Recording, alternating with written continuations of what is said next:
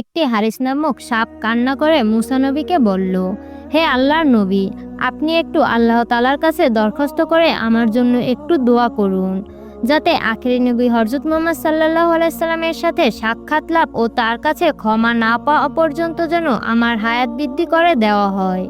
তখন হযরত মুসা আলাইহিস সালাম আল্লাহ তাআলার কাছে কান্নাকাটি করে বলল, হে আল্লাহ, আখেরি নবী তো আসবে সবার শেষে, তার আসতে অনেক দেরি। আমার হারেস সাপ এতদিন কিভাবে বাঁচবে? হে আল্লাহ, তুমি তার হায়াত বৃদ্ধি করে দাও। তখন আল্লাহ তাআলা এক গায়েবী আওয়াজের মাধ্যমে মুসা নবীকে জানিয়ে দিলেন যে, মুসা, আমি তোমার দোয়া কবুল করে নিলাম আর হারেস সাপের হায়াত বৃদ্ধি করে দিলাম। অনেক দিন কেটে গেল। একদিন এই সাপ আখেরি নবীর সাথে সাক্ষাৎ করার জন্য মদিনা থেকে মক্কার উদ্দেশ্যে রওনা দিল। একাধারে 6 মাস বুকের উপরে ভর করে চলতে চলতে সাপটি ক্লান্ত হয়ে আবু জাহেলের বাড়ির সামনে দাঁড়িয়ে গেল। আর ক্লান্ত পরিশ্রান্ত শরীর নিয়ে সে আবু জাহেলের বাড়ির সামনে ঘুমিয়ে পড়ল। সকালবেলা ঘর থেকে বের হয়ে বেঈমান আবু জাহেল যখন সাপটি দেখল, তখন একটি লাঠি নিয়ে সাপটির গায়ে আঘাত করা শুরু করলো। তখন সাপটি দেখে বলল, হে আবু জাহেল, তুমি আমাকে মেরো না, আমি সাপ নই, আমি একজন মানুষ। সাপের মুখে মানুষের মতো কথা শুনে আবু জাহেল খুব অবাক হয়ে গেল। সে চিৎকার করে তার স্ত্রী ও সৈন্যদের ডাকলো, তোমরা কোথায়? তাড়াতাড়ি এখানে আসো, এমন অবিশ্বাস্য ঘটনা ঘটেছে যেটা আমি জীবনেও দেখিনি। আবু জাহেলের ডাকে সবাই সেখানে এসে হাজির হলো। আবু জাহেল তখন সবাইকে বলল, আজ সকালে ঘুম থেকে উঠে যখন আমি দরজা খুলে দেখি, তখন দেখি এই সাপ আমার বাড়ির সামনে শুয়ে আছে। তারপর যখন আমি লাঠি দিয়ে তাকে মারতে শুরু করি, তখন সে মানুষের মতো কথা বলতে শুরু করে। এ কথা বলে বেঈমান আবু জাহেল আবার সাপটির গায়ে লাঠি দিয়ে আঘাত করা শুরু করে। তখন সাপটি আবার কান্না করতে করতে বলতে লাগলো, হে আবু জাহেল, তুই আমাকে মারিস না, আমাকে একবারের জন্য নবীর সাথে দেখা করতে দে, আমাকে একবার মাফ চাওয়ার জন্য নবীর কাছে যেতে দে। একবার নবী যদি আমাকে ক্ষমা করে দেয়, তাহলে তারপর তোর যত ইচ্ছা আমাকে মারিস, আমি তোকে বাধা দেব না। এখন আর আমাকে মারিস না, আমাকে নবীর কাছে যেতে দে। তখন আবু জাহেল তার সৈন্যদের বলল, এই সাপের গলায় এখনই শিকল পরিয়ে দাও। অতঃপর সৈন্যরা সাপের গলায় শিকল পরিয়ে তাকে গাছের সাথে বেঁধে রাখলো এবং তার গায়ে আঘাত করা শুরু করলো। হারেস সাপটি আবার কান্না করে বলতে থাকলো, আমাকে যত ইচ্ছা তোমরা মারো, তবে একটিবার আমাকে আখেরি নবী মুহাম্মদ সাল্লাল্লাহু আলাইহি সাল্লামের কাছে যেতে দাও। তখন আবু জাহেল বলে, হে আমার স্ত্রী, এই সাপের মুখ দিয়ে মুহাম্মাদের নাম আসছে, মনে হয় এই সাপটি মুহাম্মাদের জন্য পাগল, এই সাপটিকে ছাড়া যাবে না। এরপর সারাদিন বেঁধে রেখে সাপটিকে আঘাত করা হলো। সাপটি তখন বলল, আবু জাহেল, তুই বুঝলি না, আমি যদি আখেরি নবী মুহাম্মাদের কাছে যেতে না পারি, তাহলে আমি মাপ পাবো না। মাপ না পেলে আমার জীবন তো ধ্বংস হয়ে যাবে, আমি তো জান্নাতে যেতে পারবো না, আমি জাহান্নামে চলে যাব। তুই একবার আমাকে মুহাম্মদ সাল্লাল্লাহু আলাইহি সাল্লামের কাছে যেতে দে, যদি নবী আমাকে ক্ষমা করে দেন, তারপর তোর যত খুশি আমাকে মারিস।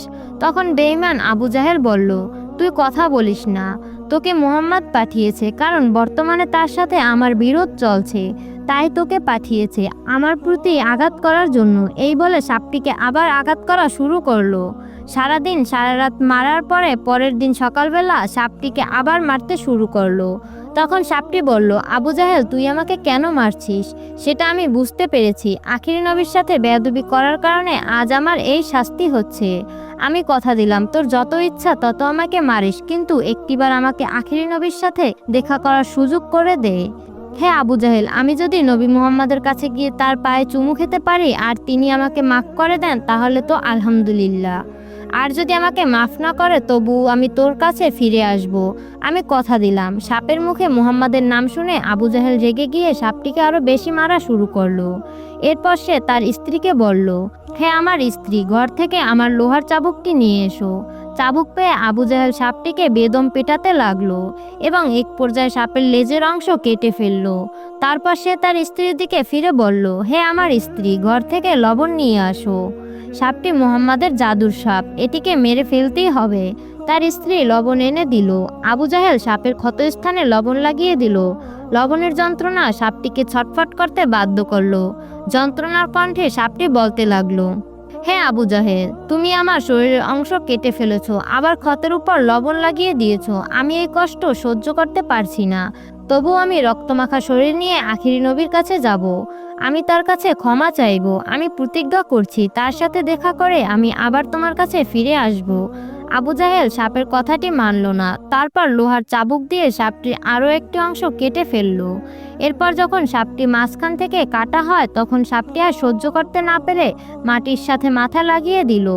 তখন সাপটি আল্লাহর কাছে কান্না করে বলতে লাগলো, হে আল্লাহ, আমি বুঝে গেছি এই বেঈমান আবু জাহেল আমাকে ছাড়বে না। আমি যদি নবীর কাছে যেতে না পারি তাহলে আমার জীবন বৃথা হয়ে যাবে, আমার জীবন ধ্বংস হয়ে যাবে। আমাকে আখিরি নবীর কাছে গিয়ে মাফ চাওয়ার সুযোগ করে দাও, না হলে পরকালে জাহান্নামে গিয়ে আগুনের উত্তাপ আমি সহ্য করতে পারবো না। হে আল্লাহ, আমাকে যত শাস্তি দেওয়ার এই দুনিয়াতে দাও। অতঃপর সাপটিকে মেরে ফেলা হলো। পুরোপুরি মেরে ফেলার পর আবু জাহেল তার স্ত্রীর কাছে বলল, এটি তো মুহাম্মাদের সাপ, এটি তো জাদু সাপ, এটি পুনরায় আবার জীবিত হয়ে যেতে পারে, তাই এটিকে আগুনে পুড়িয়ে ফেলতে হবে। এটিকে যদি আগুনে পুড়িয়ে দেয় তাহলে এটি আর জীবিত হতে পারবে না। অতঃপর সাপটিকে আগুনে পোড়ানো হলো। আগুনে পোড়ানোর পর একটি পাতিলের ভিতর ঢুকিয়ে নিল এবং সেই পাতিলটির মুখ বন্ধ করে দিল। এরপর তার স্ত্রীর কাছে বলল, হে আমার প্রাণের স্ত্রী, আমরা তো মুহাম্মাদের জাদু সাপটিকে মেরে ফেলেছি এবং আগুনে পুড়িয়ে ফেলেছি। এবার মুহাম্মাদের কাছে গিয়ে পরীক্ষা করে দেখব তার জাদুবিদ্যা কতটুকু রয়েছে। তাকে গিয়ে আমরা বলবো এই পাতিলের ভিতরে কি রয়েছে।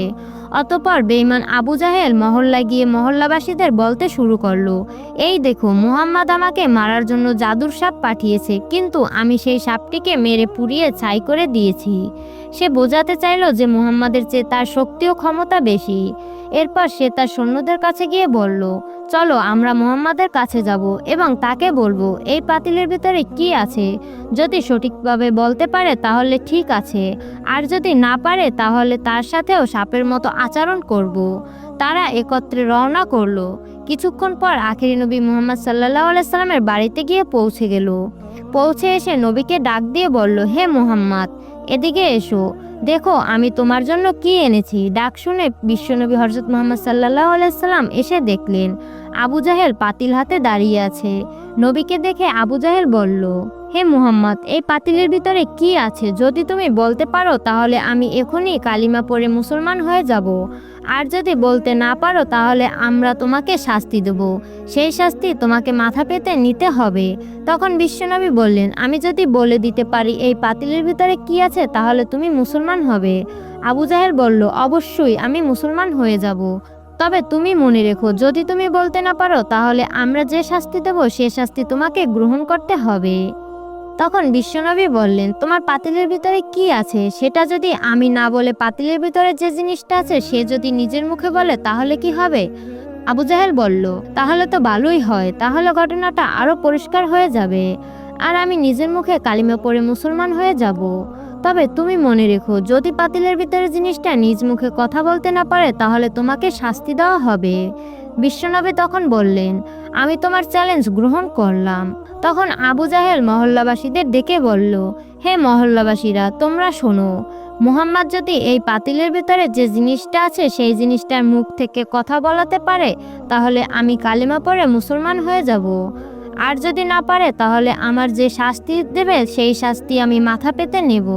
সুতরাং তোমরা সকলে সাক্ষ্য থেকো।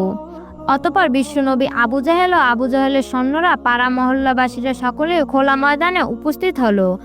সকলের উপস্থিতিতে বিশ্বনবী তখন আবু জাহেলের হাতে থাকা পাতিলের দিকে নিজের শাহাদাত আঙুল ইশারা করে বললেন, কে তুমি? পাতিলের ভিতরে কে আছো? তুমি আল্লাহর হুকুমে কথা বলো। তখন আল্লাহ তাআলা তার প্রিয় নবীর ইশারা করার সাথে সাথে পাতিলের ভিতরে সাপটিকে জীবিত করে দিলেন। এবার পাতিলের ভিতর থেকে কান্নাজড়িত কণ্ঠে সাপটি কথা বলা শুরু করলো, হে আল্লাহর নবী, আমি মুসা নবীর উম্মত, আমার নাম হলো হারেসা। আসমানি কিতাব তাওরাতে আল্লাহ তাআলা আমার নাম অনেক জায়গায় লিখে দিয়েছেন। আমি মুসা নবীর প্রতি অত্যাধিক সম্মান দেখাতে গিয়ে আপনাকে না চিনি আপনার নাম তাওরাতে যে এই স্থানে লেখা ছিল সেই স্থানগুলো থেকে আপনার নাম কেটে মুসা নবীর নাম লিখে দিয়েছিলাম। এই বেয়াদবি করার কারণে আল্লাহ তাআলা আমাকে সাপে পরিণত করে দিয়েছেন। এরপর বহুদিন কেটে যায়, অপেক্ষার পালা শেষ করে আমি আপনার সাথে সাক্ষাতের জন্য মদিনা থেকে মক্কার উদ্দেশ্যে রওনা করি। দীর্ঘ 6 মাস বুকের উপর ভর করে চলার পর ক্লান্ত পরিশ্রান্ত হয়ে এই বেঈমান আবু জাহেলের বাড়ির সামনে একটু বিশ্রাম নিচ্ছিলাম। অতিরিক্ত ক্লান্ত হওয়ার কারণে আমি ঘুমিয়ে পড়ি। এরপর যখন সকাল হলো তখন আবু জাহেল আমাকে ধরে শিকল দিয়ে বেঁধে রাখলো আর দিনরাত আঘাত করতে করতে এক পর্যায়ে আমাকে মেরে হত্যা করে। এরপর আগুন দিয়ে আমাকে জ্বালিয়ে ছাই করে ফেলছে। অতঃপর সেই ছাই এই পাতিলের ভিতর ঢুকিয়ে আপনার কাছে নিয়ে এসেছে। তখন বিশ্বনবী আবু জাহেলকে বলল, হে আবু জাহেল, তুমি কি দেখছো? তোমার পাতিলের ভিতরে কি আছে? তখন আবু জাহেল তার হাত থেকে পাতিল ফেলে দিল। সাথে সাথে পাতিল থেকে সাপটি বেরিয়ে আসলো আর সাপটি আবু জাহেলকে মারার জন্য দৌড়াতে লাগলো। আবু জাহেল এবার নিজের জীবন বাঁচানোর জন্য দৌড়াতে লাগলো। দৌড়াতে দৌড়াতে এসে বিশ্বনবীর কাছে গিয়ে বলল, হে মুহাম্মদ, তুমি আমাকে বাঁচাও, তুমি তোমার সাপকে থামতে বলো। বিশ্বনবী বললেন, কি সাপ? তুমি থেমে যাও। সাপটি তখন বলল, ইয়া রাসূলুল্লাহ, আমি শুধুমাত্র আমার মুখে আপনার নামটি উচ্চারণ করার কারণে আবু জাহেল আমাকে এত পরিমাণ কষ্ট দিয়েছে যা আপনাকে বলে বোঝাতে পারবো না। তাই আজকে আমি ওকে শেষ করে ফেলবো। এই বলে সাপটি আবার আবু জাহেলকে দৌড়ানি দিল। আবু জাহেল প্রাণ ভয়ে দৌড়াতে লাগলো আর নবীকে বলতে লাগলো, হে মুহাম্মদ, তুমি সাপটিকে থামাও। বিশ্বনবী তখন সাপটিকে থামতে বললেন। সাপটি তখন আবু জাহেলকে ছেড়ে দিল। কথা অনুযায়ী রাসূল সাল্লাল্লাহু আলাইহি সাল্লাম এবার আবু জাহেলকে বললেন, হে আবু জাহেল, আমি আমার কথা রেখেছি, এবার তুমি কালেমা পড়ে মুসলমান হও। বেঈমান আবু জাহেল উত্তর দিল, এ সব কিছুই তো তোমার জাদু। এ কথা বলে সেখান থেকে চলে গেল। তার কপালে আর ঈমান নসিব হলো না। এরপর রাসূল সাল্লাল্লাহু আলাইহি সাল্লাম সাপটিকে বললেন, হে হারেসা, তুমি একটু ক্ষমা পাওয়ার জন্য এতদিন অনেক কষ্ট করেছো, যাও, আমি তোমাকে ক্ষমা করে দিলাম। তখন হারেসা সাপটি কান্না করে বলতে লাগলো, হে আল্লাহর রাসূল, আপনি আমাকে ক্ষমা করে দিয়েছেন, আমার জীবন ধন্য হয়ে গিয়েছে। এই কথা বলে সাপটি চলে যেতে লাগলো। হারেসা সাপটি নবীকে এত ভালোবেসেছে যে একটু সামনে যায় আবার পিছনে তাকায়, আবার একটু সামনে যায় আবার পেছনে তাকায়। এইভাবে সাপটি আস্তে আস্তে যেতে লাগলো। বিশ্বনবী হারেসাকে ডাক দিয়ে বলেন, হারেসা, তুমি কি মানুষ হতে চাও? হারেসা সাপটি বলল, ইয়া রাসূলুল্লাহ, আপনি আমাকে ক্ষমা করে দিয়েছেন, এটাই আমার সৌভাগ্যের ব্যাপার। এরপর যদি আপনি আমাকে মানুষ বানিয়ে দেন তাহলে এর চাইতে বড় পাওয়া আর কি হতে পারে। তখন বিশ্বনবী আল্লাহ তাআলার কাছে দোয়া করলেন, হে আল্লাহ, তুমি হারেসাকে মানুষের রূপে ফিরিয়ে দাও। আল্লাহ তাআলা তার বন্ধুর কথার সাথে সাথে হারেসাকে মানুষ রূপে ফিরিয়ে দিলেন। সুবহানাল্লাহ। হারেসা মানুষ হয়ে বাকি জীবন রাসূলের খেদমত করে কাটিয়ে দিলেন।